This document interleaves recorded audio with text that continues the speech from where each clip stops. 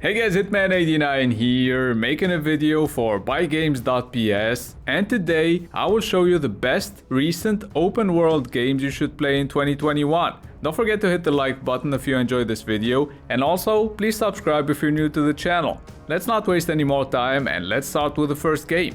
If Zelda Breath of the Wild and Assassin's Creed Odyssey had a baby, it would be Immortals Fenyx Rising.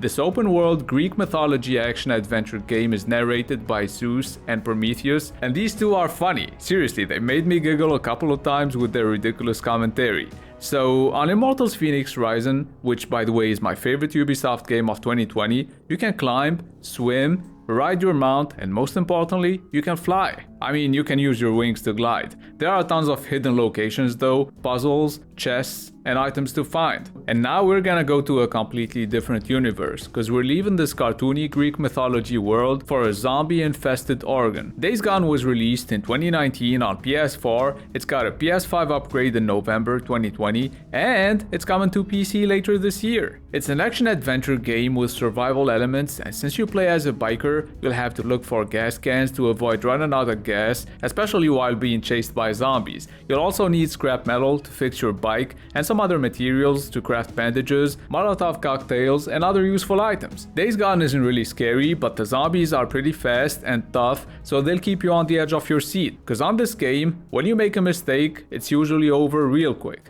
At number 3, we're gonna be looking at SpiderMan Miles Morales. Even though the story is interesting and full of surprises, you don't really have to follow the main storyline missions. You could just patrol the streets of New York City around Christmas time and beat the crap out of criminals. If you're a huge Spider-Man fan, you're gonna love jumping, swinging, flipping, wall running everywhere and checking yourself out in those beautiful ray traced reflections. Keep in mind, Miles Morales is way shorter than the original Spider-Man game. It'll take you around 8 hours to finish the main story. So if you're looking for a 20-hour game, this one might feel more like a huge DLC or an add-on. If you haven't played the previous Spider-Man game yet, then you should definitely get that one instead. Moving on from an action-adventure game with some RPG elements to a full-blown RPG, cause on Assassin's Creed Valhalla, you can explore England and Norway in the early Middle Ages. Apart from the visually stunning world, there are hidden treasures, techniques, weapons, and side quests to find, so exploration is fun and rewarding.